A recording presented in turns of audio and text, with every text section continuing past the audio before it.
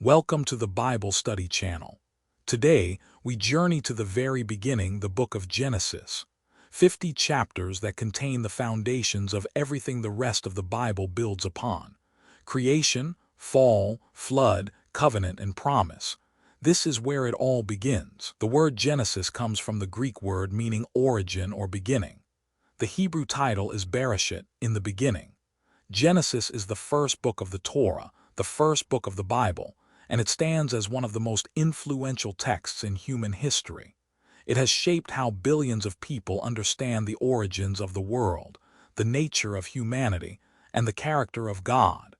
Genesis is traditionally attributed to Moses, though modern scholarship places its final composition much later, drawing on oral traditions and written sources that stretch back centuries.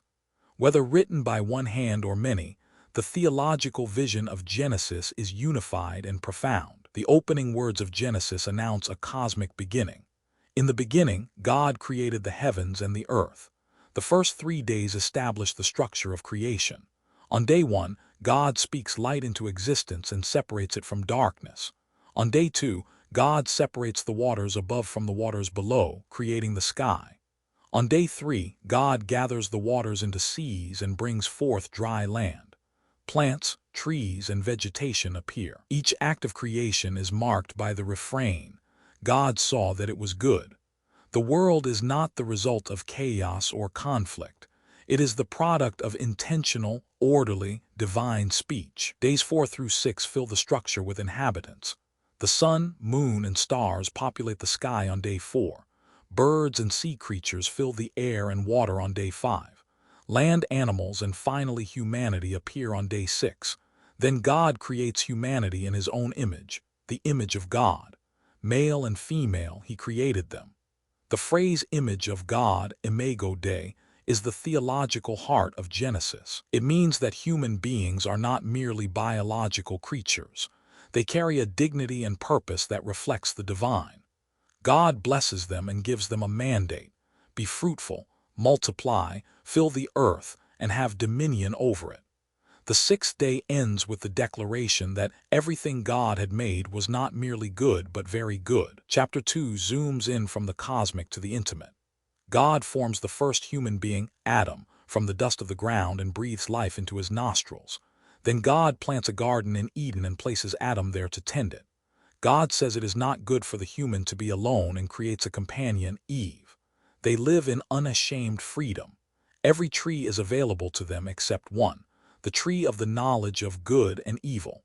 One prohibition in a paradise of abundance. This single restriction establishes the structure of moral freedom. That goodness requires choice.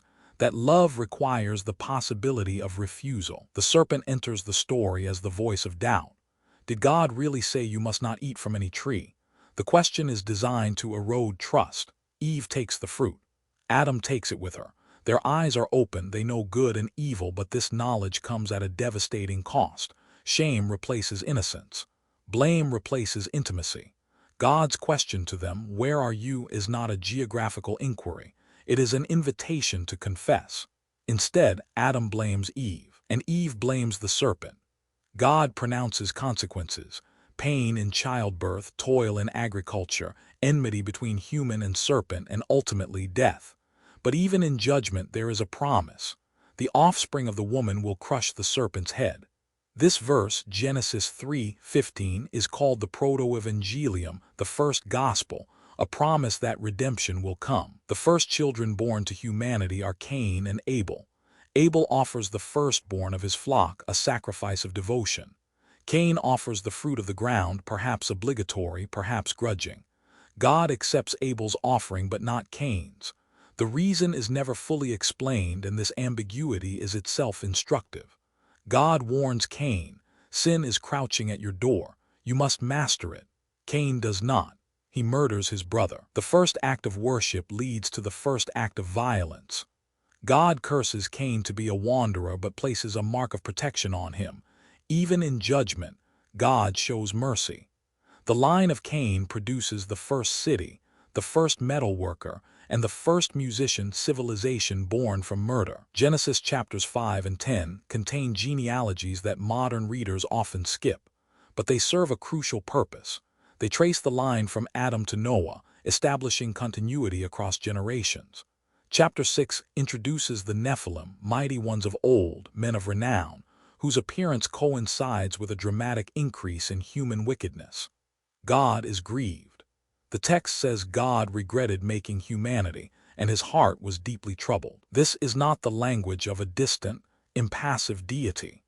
It is the language of a God who is emotionally invested in his creation and wounded by its corruption. God selects one man, Noah, and gives him instructions to build an ark. The dimensions are enormous, 300 cubits long, 50 cubits wide, 30 cubits high. Noah builds it for decades while the world watches and ignores the warning. Then the rain falls, 40 days and 40 nights of floodwaters. Every living thing outside the ark perishes. The flood is not merely a punishment. It is a reset, a return to the watery chaos of creation, followed by a new creation. When the waters recede, Noah offers a sacrifice, and God makes a covenant. Never again will I destroy the earth by flood.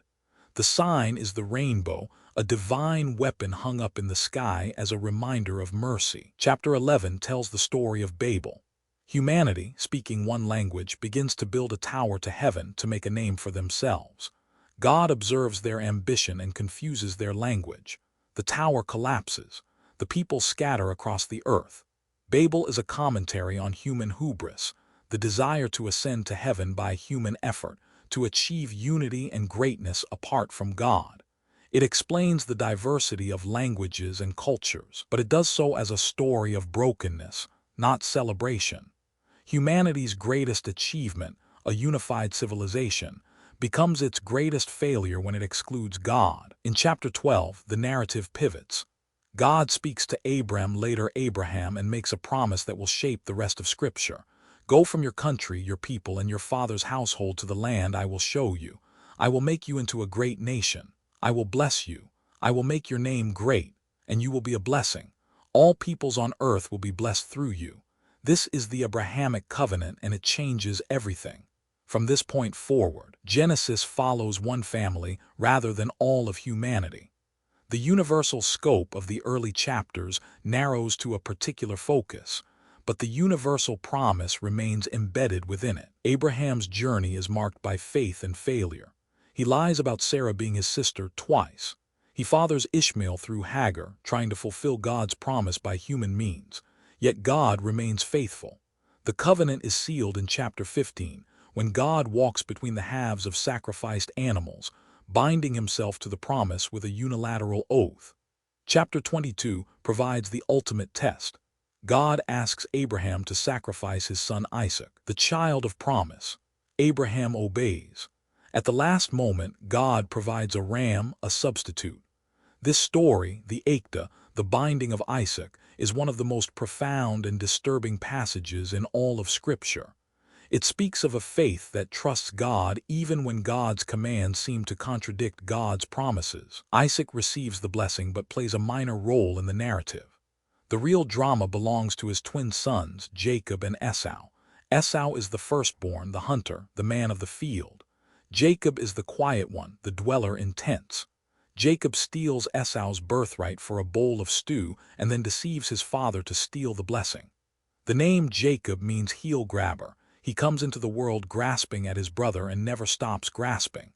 Yet God chooses Jacob. In a mysterious nighttime encounter, God renames him Israel, one who struggles with God. Jacob's life is a story of a deceiver who is himself deceived, a trickster who is out-tricked by his uncle Laban, and ultimately a man who wrestles with God and is changed. The final section of Genesis, chapters 37 through 50, tells the story of Joseph. Jacob's favorite son, Joseph, is sold into slavery by his jealous brothers. He is taken to Egypt, rises to power in Potiphar's house, is falsely accused and thrown into prison, and finally interprets Pharaoh's dreams and becomes the second most powerful person in Egypt. When famine strikes, Joseph's brothers come to Egypt seeking food. They do not recognize him. Joseph tests them, then reveals himself. I am Joseph. Is my father still alive? The brothers are terrified, but Joseph weeps. He says the words that provide the theological summary of the entire book. You intended to harm me, but God intended it for good, to accomplish what is now being done, the saving of many lives.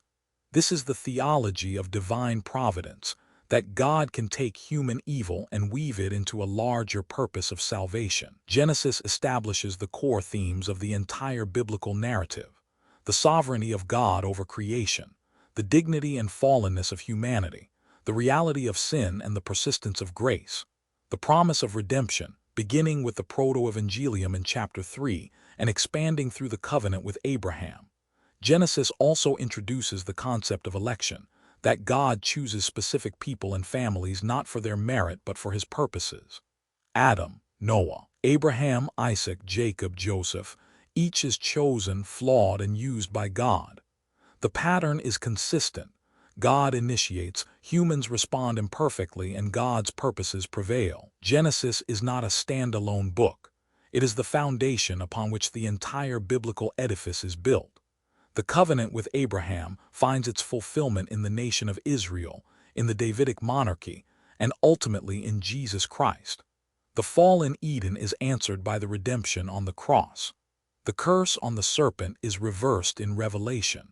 The promise that all nations will be blessed through Abraham becomes the mission of the early church in Acts. Every major biblical theme, creation, fall, covenant, sacrifice, exile, return, has its origin in Genesis.